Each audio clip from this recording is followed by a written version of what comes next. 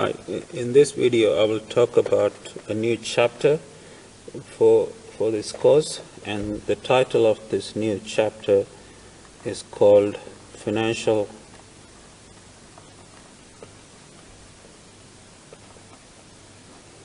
Risk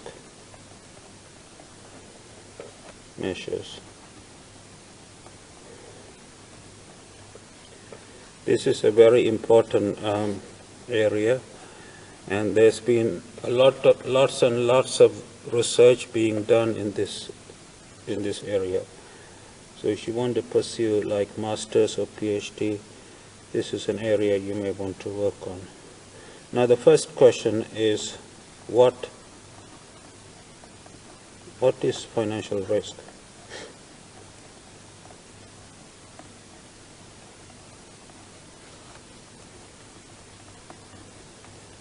Now, the financial risk can take many different forms, but the most common form is the loss.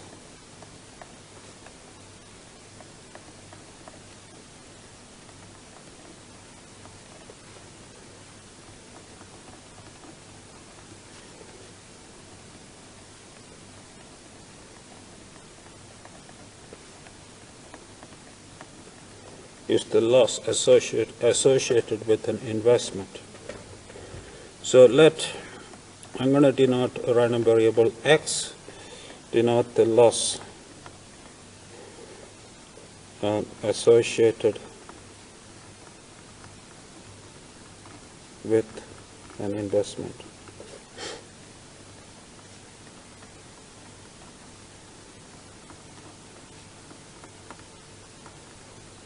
Okay. Right. Now, the next question to ask is, what is a financial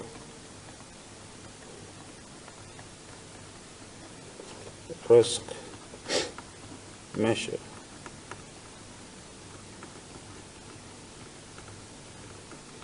Right, what is a financial risk measure? Now again, this can take many different forms, but one common form it can take is the following: is the probabilities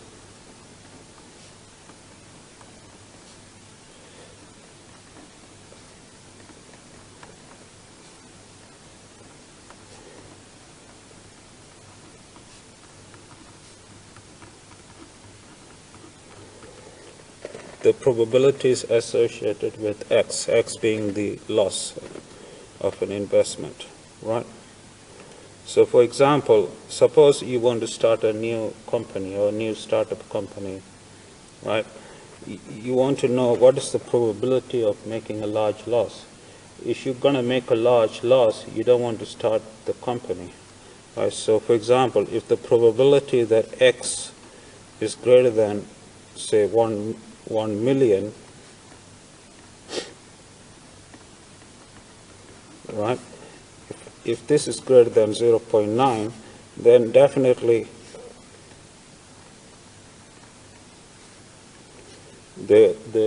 definitely you don't want to start the investment.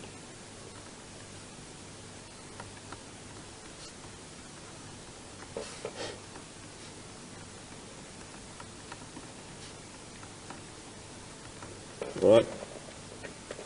Whereas, I mean, the loss cannot be avoided, right? So, whereas the probability of the same thing happening is very, very, very small. So, suppose the probability of this happening is say very small, say 10 to the power minus 30, which is a very, very small probability, and it's probably not likely to occur in your lifetime. So maybe in this case it's okay to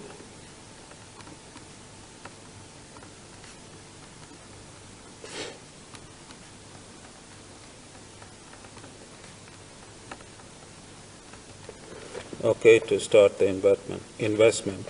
So these probabilities are really useful really useful and to guide you to start an investment or not.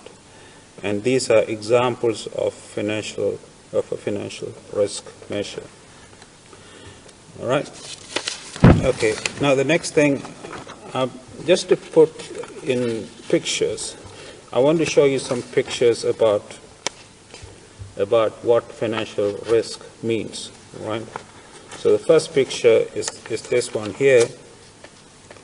So you can see here, this is a businessman with 2 suitcases full of money, I guess. So he's trying to walk one across from this side of the rope to this side of the rope. And underneath, there are lots of sharks. So the idea of financial risk is like trying to take a risk, right? And not be eaten by the sharks, right? So you have to be careful, right? That's one picture. Another picture is this one here. This guy is another businessman. He has his 1 suitcase full of money. So as he tries to cross the rope from one side to another side, he's losing money. He's losing money to the sharks. But he should make sure that he doesn't lose too much. If he loses too much, then it's not a good idea to make an investment.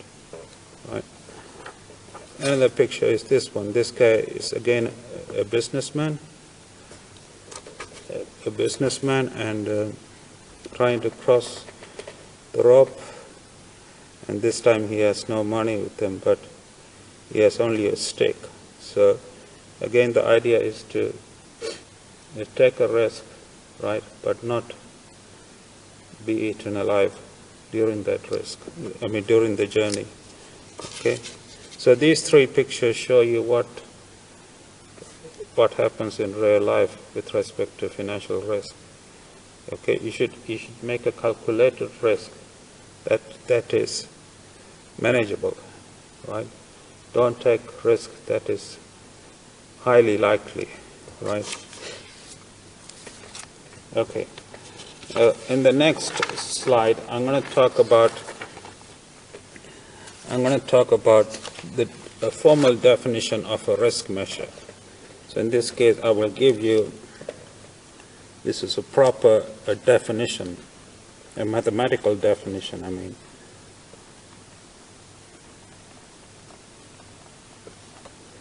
of a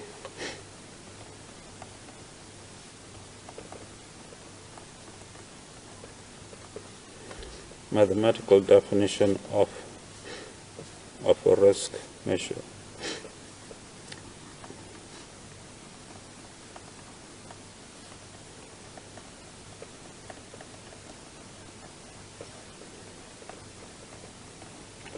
This is the notation I shall use. Rho is a Greek letter. So I will use this notation throughout this course to denote a risk measure.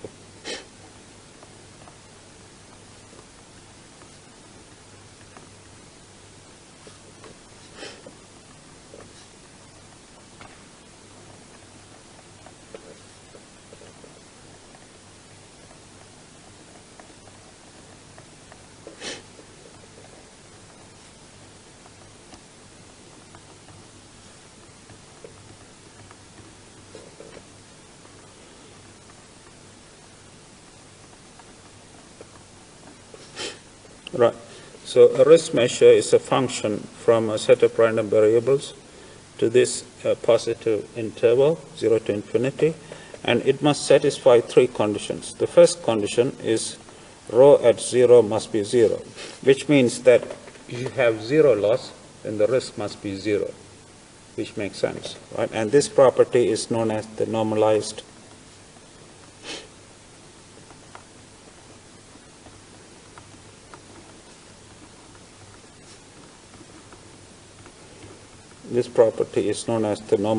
property. And the second property is that rho at x plus a constant must be rho of x plus a constant. So if you have loss given by x, then the risk associated with the loss plus a constant is the same as the risk associated with the x plus that constant outside. And this property is known as the translative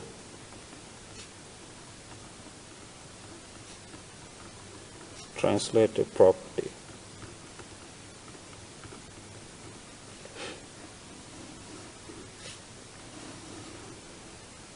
Okay. And the third property is this. If you have two losses, say x and y, so x is less than or equal to y, implies that the risk associated with x must be less than or equal to the risk associated with y. And this property is known as the monotony.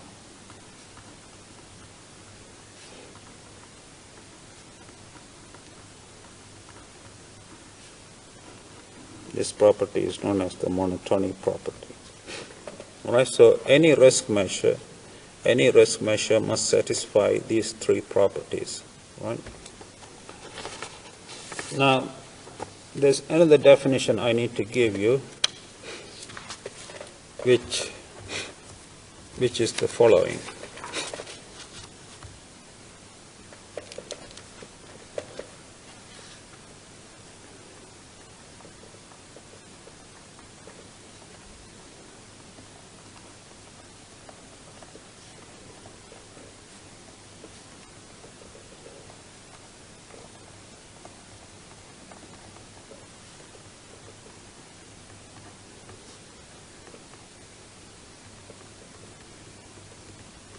This is a definition of a coherent risk measure. I mean, the word coherent here means good, right? I mean, there are many risk measures in the literature. Some of them are good, some of them are not so good, right? So the word coherent means a measure that is a coherent risk measure means is a good risk measure. A measure that is not coherent means is not so good. Right? Okay. So a coherent risk measure is a risk measure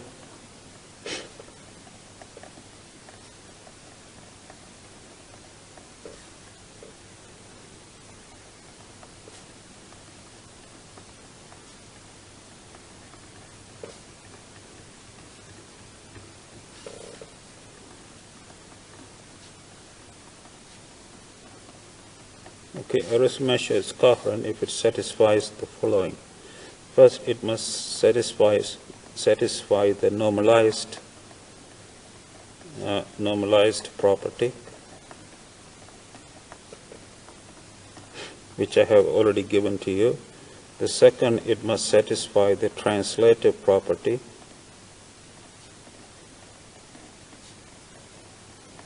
which I have already given to you. Third, it must satisfy the monotony property,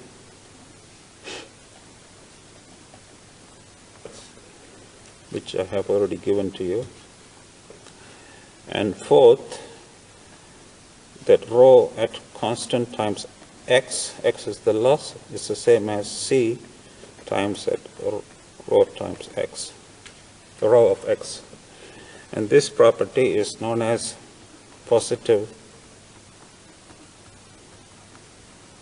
homogeneity.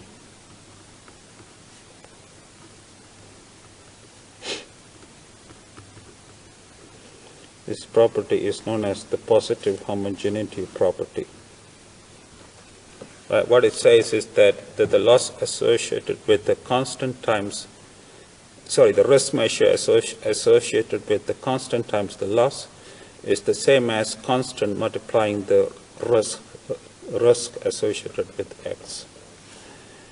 And the next property that a coherent risk measure must satisfy is the following. It says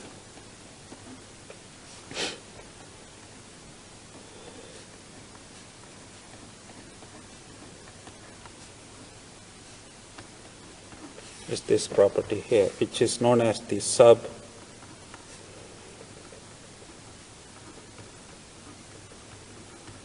Sub Additivity Property. right? And what this says is the following, that if you have two different investments, so X is the loss on the first investment, Y is the loss on the second investment, then the risk associated with the two investments put together, right, must not exceed the risk associated with the first investment plus the risk associated with the second investment. And this is a Sub Additivity Property. All right, so a coherent risk measure must satisfy these 5 properties. So the first 3 are the same as the properties that a risk measure must satisfy, and you have 2 additional properties which are the positive homogeneity and sub-additivity properties. So this completes the introduction to financial risk measures, and in the next slide, in the next video, I will talk about two of the most popular risk measures in the literature.